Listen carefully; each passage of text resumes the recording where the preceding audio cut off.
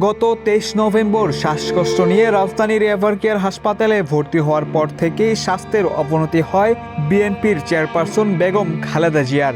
উন্নত চিকিৎসার জন্য চীন ও যুক্তরাজ্য থেকে আসেন বিশেষজ্ঞ মেডিকেল দল। শারীরিক অবস্থা কিছুটা স্থিতিশীল হলে উন্নত চিকিৎসার জন্য যুক্তরাজ্যে নেয়ার সুপারিশ করে মেডিকেল বোর্ড।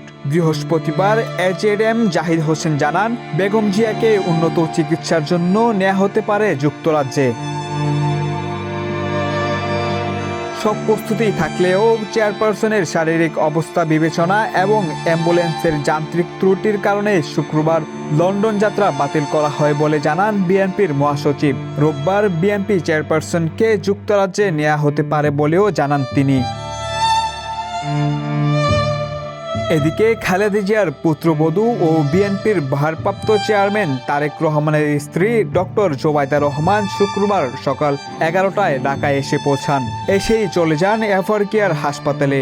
2.5 ঘন্টা সেখানে থেকে ফেরেন গুলশানের বাসায়। তিনি খালেদা জিয়াকে লন্ডনে নিয়ে যেতে এসেছেন বলে দলটির পক্ষ থেকে জানানো হয়।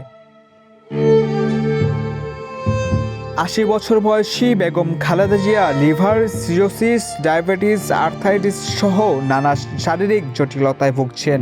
চলতি বছরের শুরুতে কাতার আমিরের পাঠানো এয়ার অ্যাম্বুলেন্সে যুক্তরাজ্যে যান তিনি। সেখানে প্রায় 4 মাস লন্ডন ক্লিনিকে চিকিৎসা নেন Begum Zia.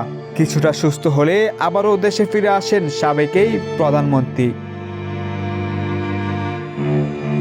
Desk report, campus Times.